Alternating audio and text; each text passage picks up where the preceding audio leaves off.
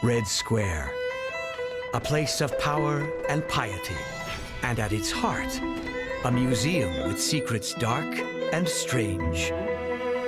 A terrible Ivan, a revolutionary Rolls-Royce, Napoleon's most shameful dishonor, and the lost art of winning a lethal game. Secrets hidden in plain sight inside Moscow's State Historical Museum.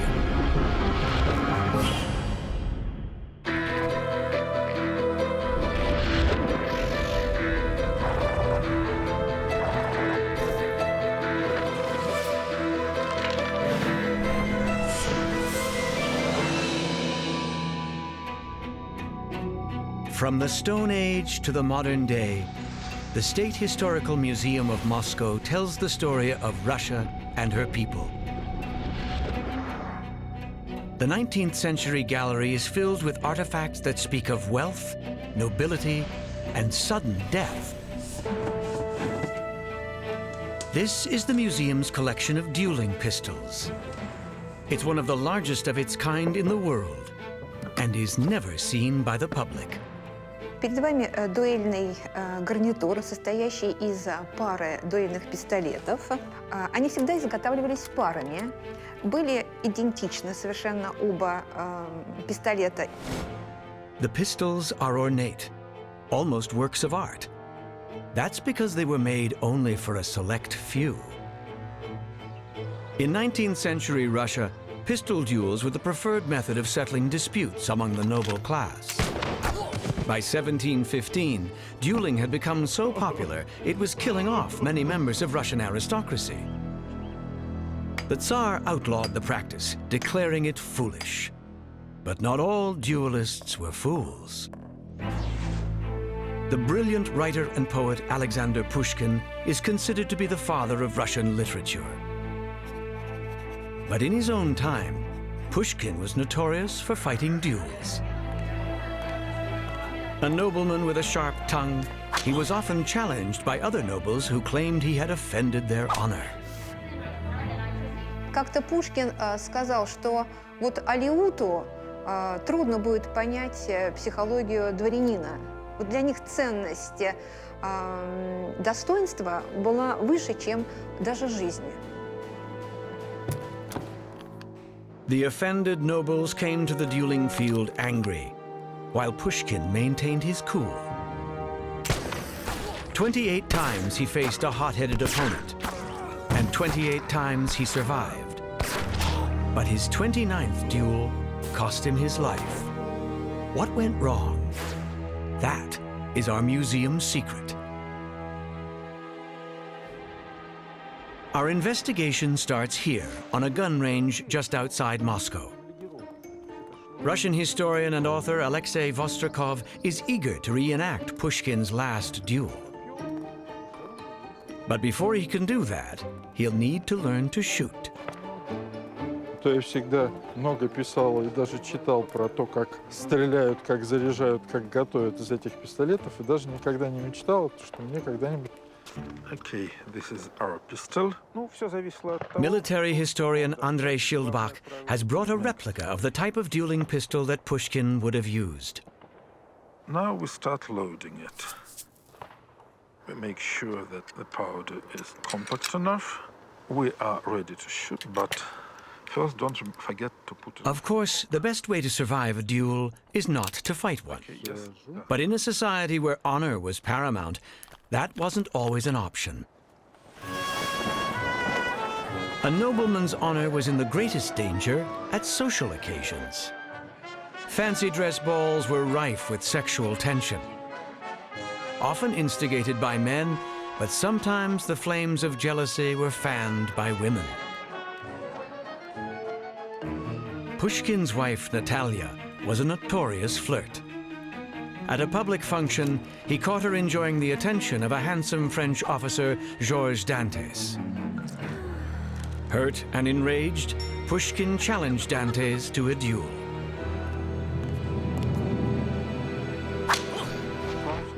Back at the gun range, Alexei is making slow progress. And the recoil would be quite strong.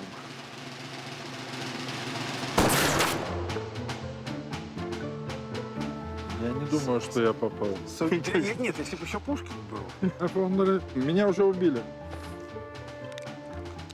Determined to channel Pushkin's cool, Alexei collects his nerves and steadies his hand. Теперь я могу целиться.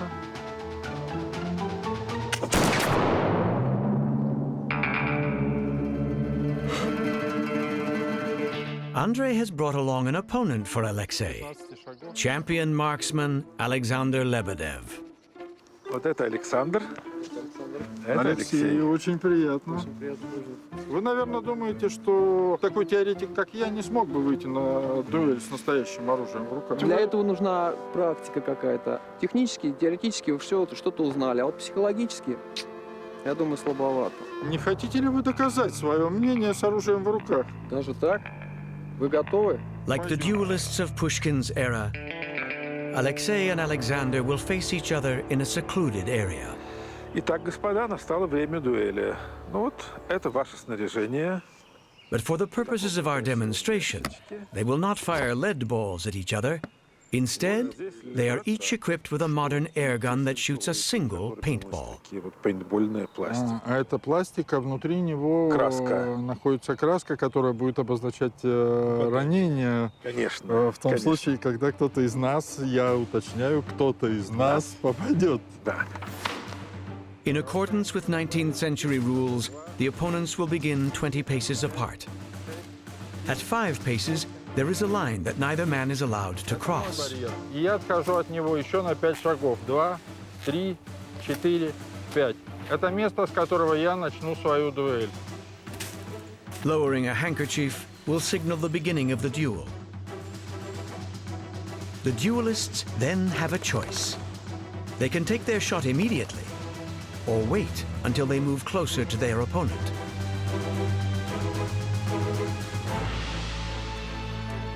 When Pushkin dueled with Dantes, he was filled with rage.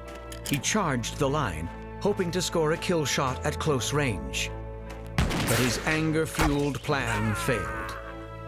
Dantes fired first, scoring a direct hit to Pushkin's midsection.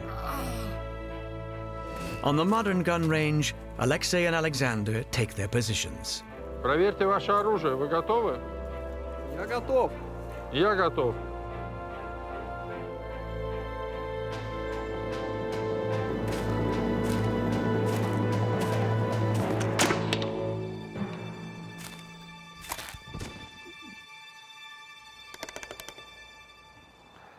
Are you wounded? Я ранен, но рана у меня легкая. Вы удовлетворены? Я удовлетворен на все 100.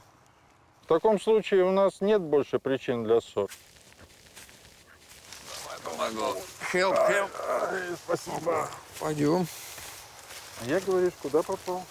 А он ранил. As Pushkin lay wounded, he struggled to take his shot. Dantes did the honorable thing by standing still while Pushkin fired. He received only a flesh wound. 2 days later, Pushkin would die of his injuries. The greatest writer in Russia, killed because he lost his cool in his 29th duel.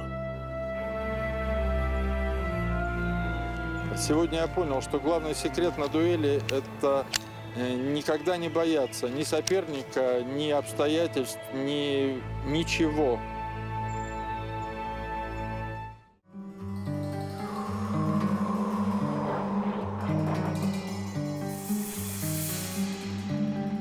In Moscow's State Historical Museum, one can stroll back through time, all the way to the Stone Age. Here, in a gallery dedicated to Russia's earliest inhabitants, there is something haunting and strange.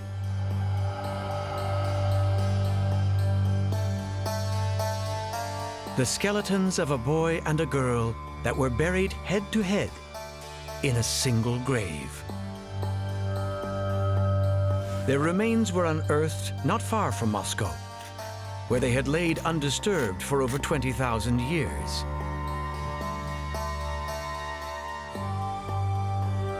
Both children were covered with beads that numbered in the thousands. Why they were buried this way and why they died so young is a museum secret.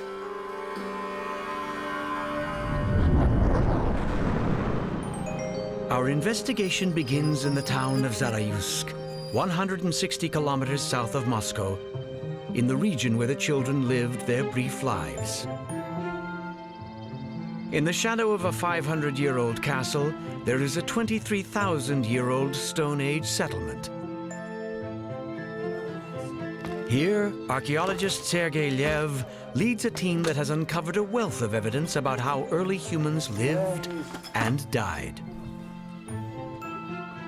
In prehistoric times, they were hunting. It was a perfect view on a valley, and they can see animals walking there. And the site is rich very much in artifacts. Very, very many. Now the collection is coming to 1 million pieces. Along with flint tools and knives, the team has discovered a fertility goddess and a talisman of the natural world. We see the most impressive object is here. It is the bison figurine. From the other side, there is a traces of red ochre, symbolizing blood. And we think it is a real magic ritual linked with hunting. The bison is carved from the same material as the beads from the children's grave. Ivory from the tusk of a woolly mammoth. During the Stone Age, woolly mammoths were by far the biggest game, as heavy as a bus, with tusks 5 meters long. In the museum, above the children's bones, a panorama depicts the long-held theory that hunters killed mammoths by driving them into giant pits.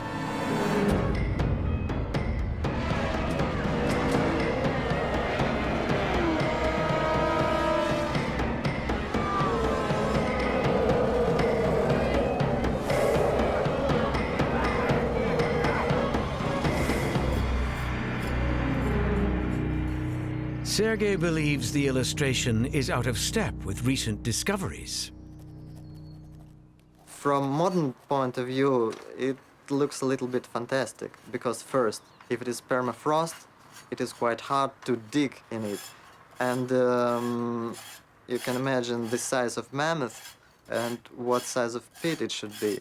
So maybe after 1 year of work, they will succeed, but how they will put mammoth inside? So, summary, this theory doesn't work.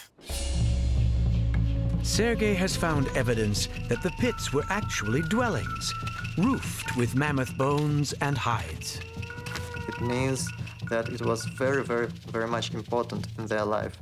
They used them for constructions, they used them for producing tools, and probably for food. The latest research suggests that mammoths were brought down with spears. In the treeless tundra, some spears were made from mammoth tusks that were straightened over a flame. Such spears were found in the children's grave. This could mean that the children took part in a hunt and were killed by misadventure, crushed or gored by a wounded beast. If so, their bones may tell the story. Recently, at Moscow's Archaeological Forensic Laboratory, Dr. Maria Mednikova ran a battery of tests. Concerning these remains, we haven't found indications of trauma in this case. But while none of the children's bones were broken, their teeth show something unexpected.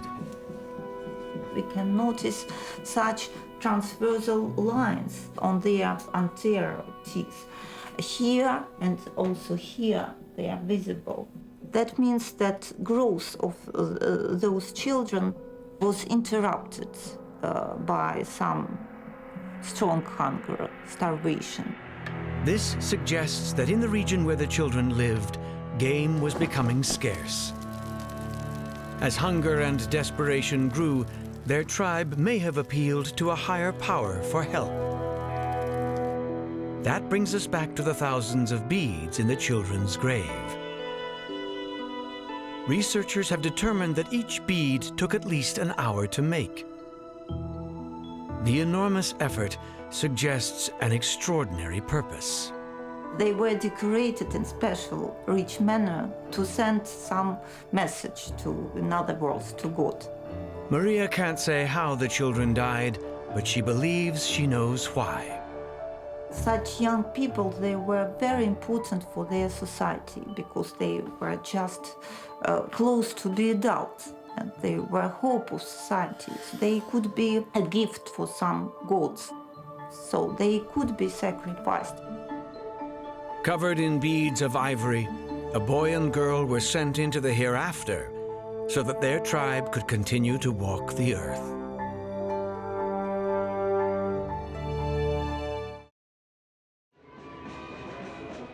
Today, just outside the State Historical Museum in Red Square, Russia and Poland will meet in battle.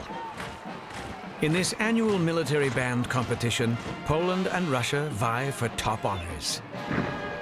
Today, their rivalry is all good fun. But in the 17th century, Poland and Russia were at each other's throats in a bloody struggle for supremacy in Eastern Europe. And at the forefront of this conflict, a warrior both dark and strange. Одним из наиболее интересных и редких памятников оружейной коллекции Государственного исторического музея является польский доспех крылатого гусара. For nearly 2 centuries, Poland's winged hussars were undefeated across the battlefields of Europe, and the most feared army in the land. The reason why is our museum's secret.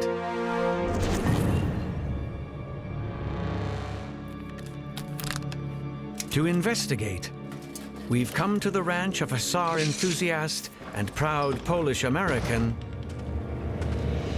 Rick Fox. The purpose of the wings has baffled and divided historians for centuries. Some believe that the wings made a hissing sound, and that the hissing of 1,000 wings would have terrified the enemy. Did a frightening sound give Polish hussars the edge? There's lots of legends about the wings. Some say that they made noise, some say they vibrated. My wings have, on rare occasions, have made a buzzing sound. They've scared horses that were nearby, so we know that to be true. I've never actually had myself mic'd. We've never done a setup like this before to try and see if we can replicate it.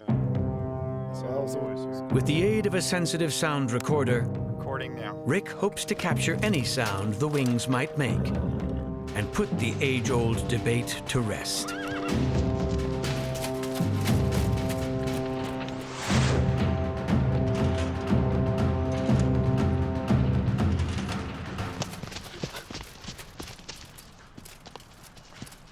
Okay, so we've got the recorder here. I'm going to take a listen and see what we got.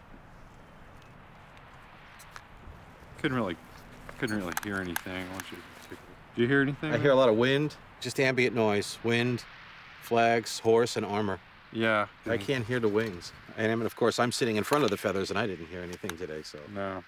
It's unfortunate. I would have liked to hear it. Hate to put a pin in the romantic balloon of the legend, but there's more going on the battlefield by real sounds of war that are going to overshadow any sounds that the wings may have made. If it wasn't sound that terrified their enemies, then what could it have been? Rick thinks the answer lies in something that every hussar carried into battle. The signature weapon of the hussars was the lance, in Polish called kopia. They were hollowed out for lightness. They were designed to impale and shatter on impact. And it was a terrifying weapon. While Russian infantrymen had pikes that were 15 feet long, the hussars' lances measured 20. So in a battle with a Russian adversary, a Polish hussar could impale his target 5 feet before his enemy could reach him.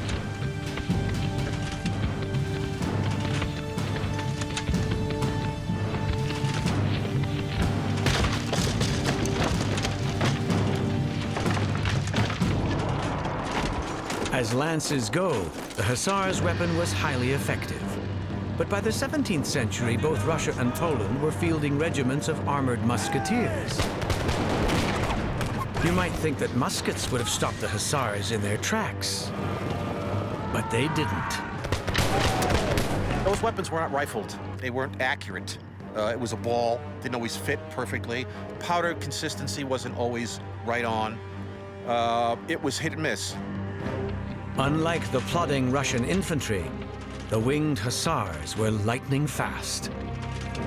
The hussars would start at a walk, then it would work their way to a trot. The enemy would fire a salvo, and within that moment of going from trot to canter to gallop, hussars would pretty much cross the field in moments before, the muskets could actually hit them. With speed, precision, and sheer force, the hussars easily smashed through Russian infantry columns. And there was one more thing that assured their victory in battle. To see a charge coming at you, several hundred or several thousand, the ground shook like an earthquake. And through the smoke and the musket, the powder burning and clouds of gun smoke in front of you, and you would start to see the tops of the lance pennants coming towards you, and the wings, those spectacular wings, you knew there was not going to be too many guys with dry pants, because to receive a charge from the hussars is death.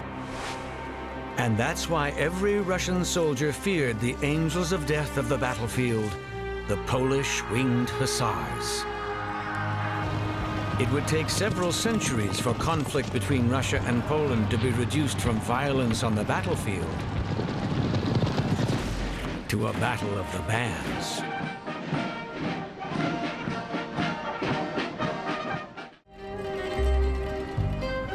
Just outside Moscow's State Historical Museum, tourists pose with lookalikes from Russia's past.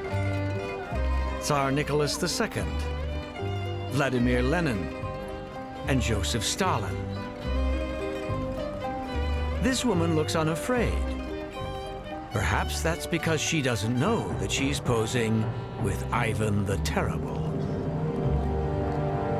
Inside the museum, Ivan has an entire gallery all to himself.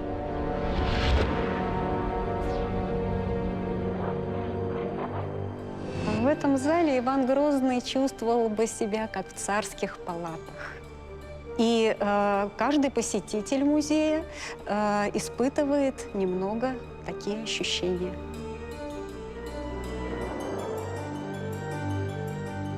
В витрине памятники, которые рассказывают о эпохе Ивана Грозного.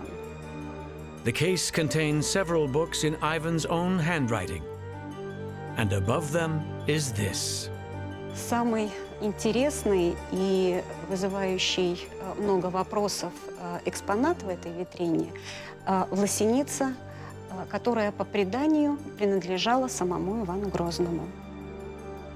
Hair shirts were often worn by monks who hoped to show remorse for their sins by suffering extreme pain. Когда человек, который осуществлял молитву, бил поклоны, то есть наклонялся, то грубая ткань власеницы разбивала его тело в кровь. Why would Ivan the Terrible, powerful leader and notorious tyrant, want to wear this? How did Ivan the Terrible become Ivan the Remorseful? That is our museum's secret. The story begins in 1547, as a young Ivan is crowned the first Tsar of Russia. He came to power at a time when Russia's noble class, the boyars, were agitating for a larger share of power. Some may have believed that Ivan would be a pushover. They were wrong. The new Tsar sought to unify and modernize his nation, protecting the borders by creating a people's army known as the Streltsy. Ivan was a complicated man. He was an avid chess player who brought careful calculation into everything he did. He was also deeply religious, Like his subjects, he believed that even the smallest sin could lead to eternal damnation. He felt that his subjects would be more likely to follow him if they understood the depth of his religious devotion. To prove his piety, he built the church that has become an icon of Russia itself, St. Basil's Cathedral. Ivan the Terrible believed that God was on his side because the God, as he believed, gives him a power to rule the country. That was his mission. Believing he should answer to God alone, Ivan proposed laws that would give him absolute power. The boyars resisted, insisting that Ivan rule by consensus. Instead of leading an army against the boyars, Ivan made an unexpected move. He left his palace in Moscow to take up residence in the village of Alexandrov-Sloboda. Historian Larissa Zaruskaya believes this was a brilliant tactic. Когда Иван Грозный приезжает в Александровскую Слободу, то бояре находятся в полнейшей растерянности, потому что столица осталась без правителя русского государства. Ivan knew that the boyars would realize that they couldn't rule Russia without him, and soon they begged him to come back. Ivan agreed to return on condition that the boyars accede to his demand for absolute power, and that he be allowed to command his own secret police. Ivan ordered them to identify and arrest anyone who might pose a threat to his rule. His methods were ruthless and terrifying.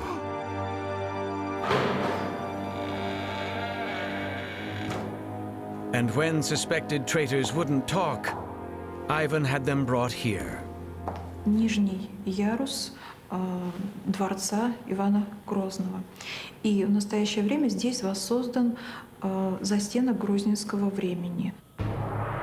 Under Ivan's direction, his secret police extracted information and confessions through brutality and torture.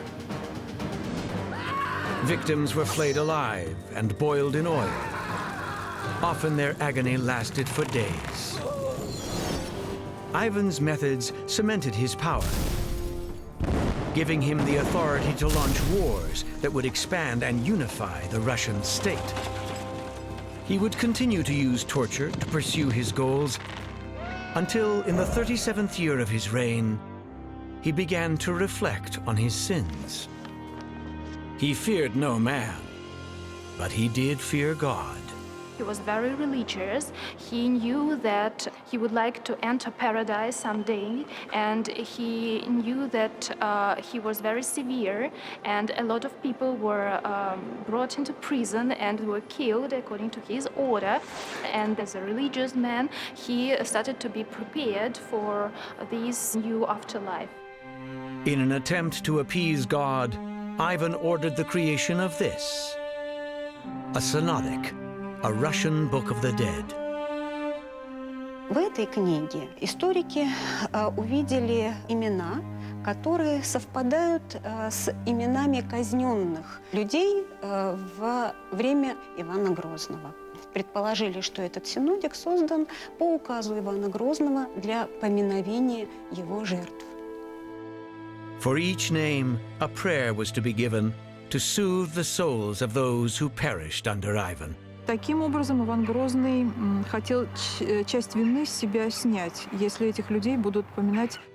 But Ivan worried that it wasn't enough. He'd forgotten many of his victims' names. Далеко не полный. На страницах синодика можно даже встретить такие слова. Их имена только ты, Боже, ведаешь. And so, tormented still, Ivan turned to the garment that would make him penitent in the eyes of God. And legend has it that for the remainder of his days, Ivan wore only the hair shirt.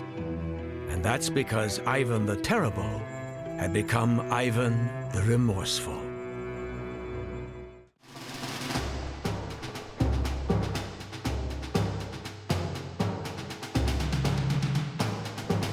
The newest wing of the State Historical Museum is dedicated to Napoleon's invasion of Russia, or as it's known to Russians, the Patriotic War of 1812. The collection celebrates one of Russia's greatest victories and one of Napoleon's worst defeats.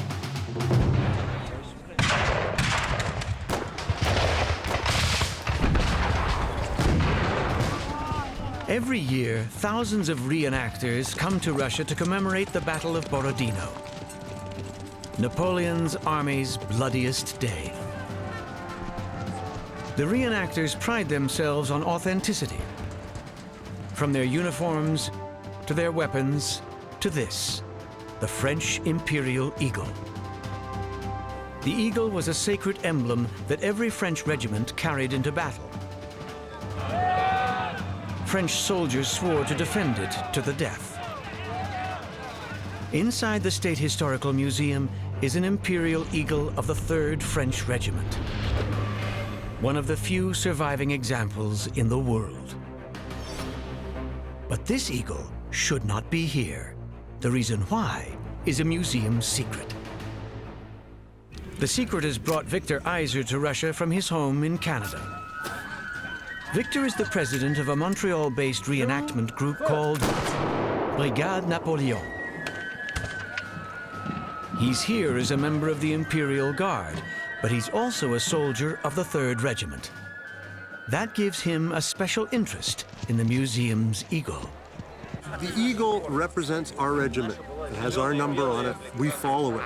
And even in a reenactment, when we have a mock battle, the eagle is protected. If you lost your eagle, it was a terrible disgrace.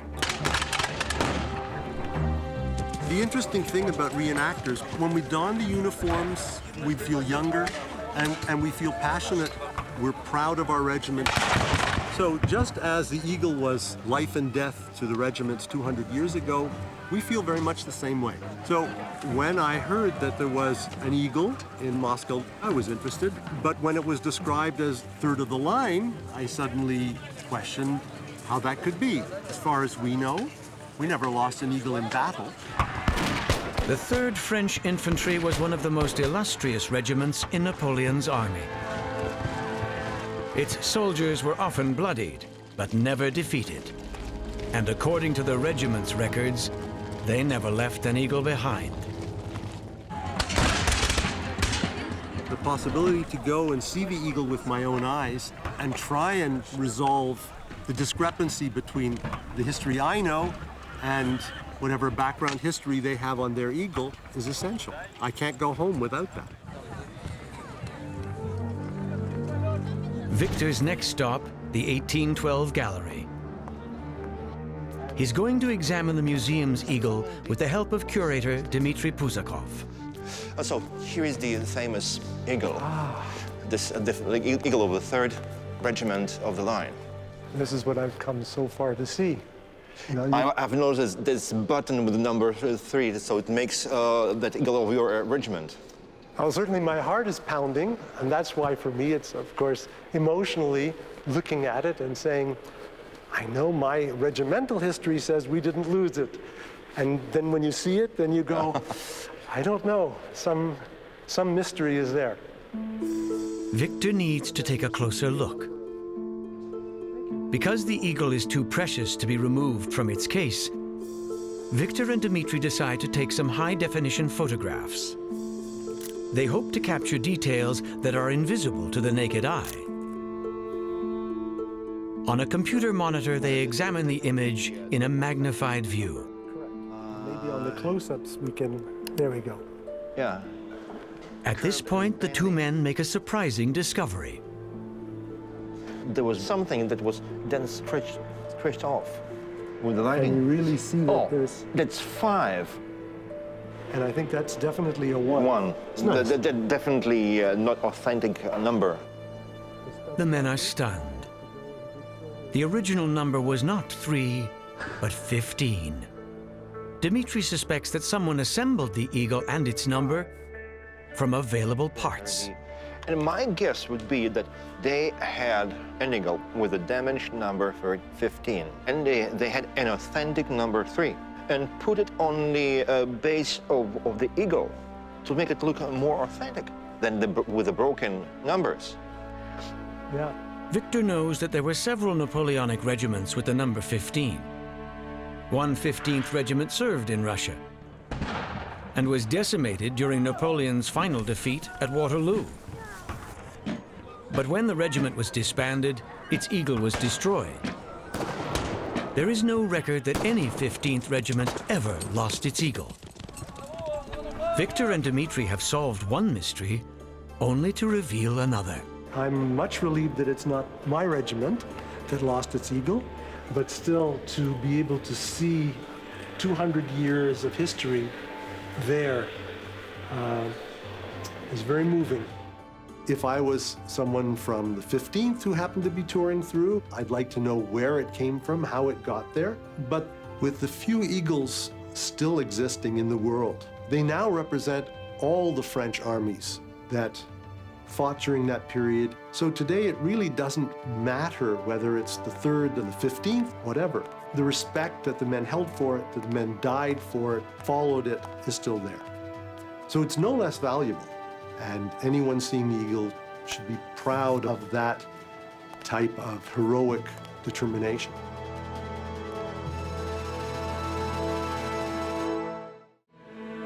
Moscow's State Historical Museum makes no secret of the opulent lifestyle of the Tsars. Over the centuries that they ruled, the Tsars acquired enormous wealth.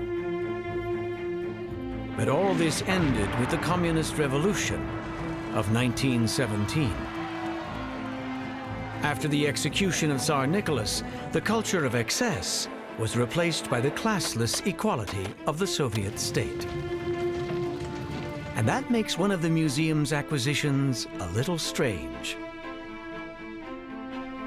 It's the only artifact with fog lamps and an all-leather interior. It's a Rolls-Royce car, silver ghost model. This luxury vehicle was owned by communist leader Vladimir Lenin.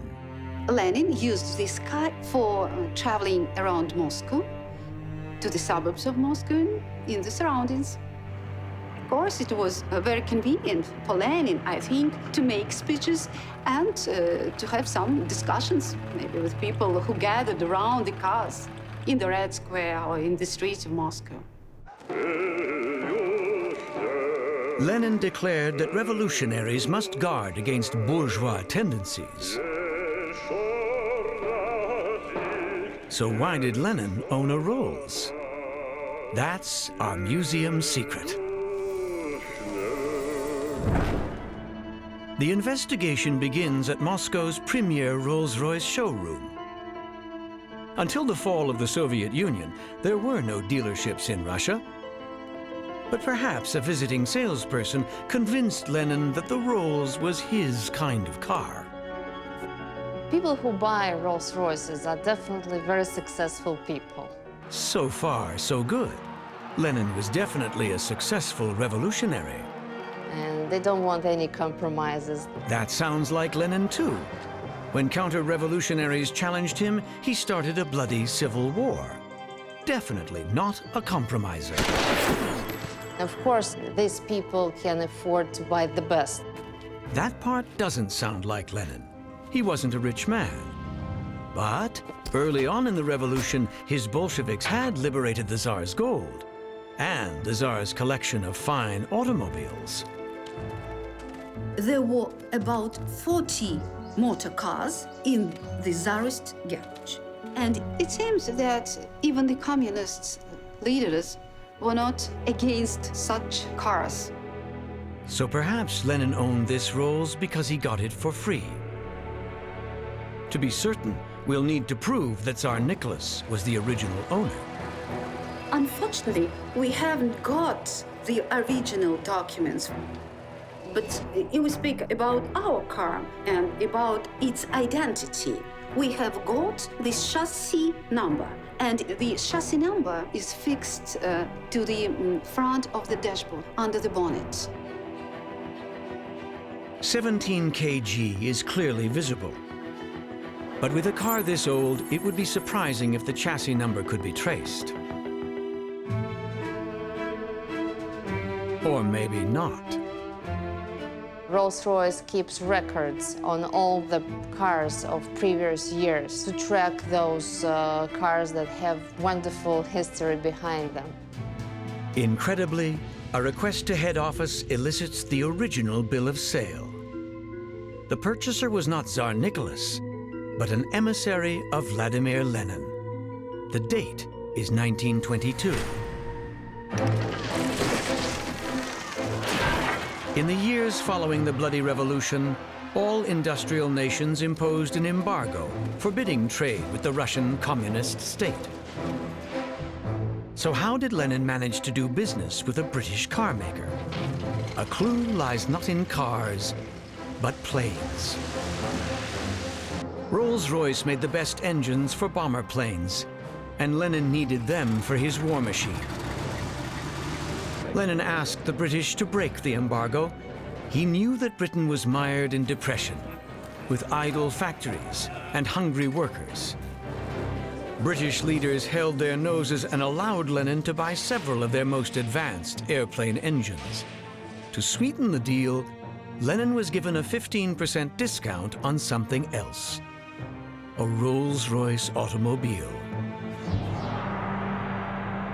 The Rolls-Royce plane engines helped Lenin and his Bolsheviks win the Civil War and impose a brutal totalitarian state.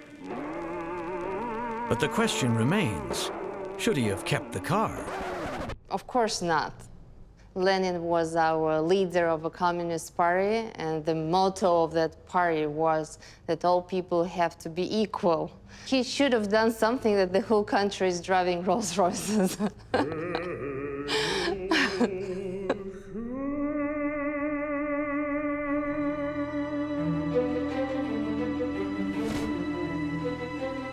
In this place where power and piety meet, for every mystery we reveal, far more must remain unspoken.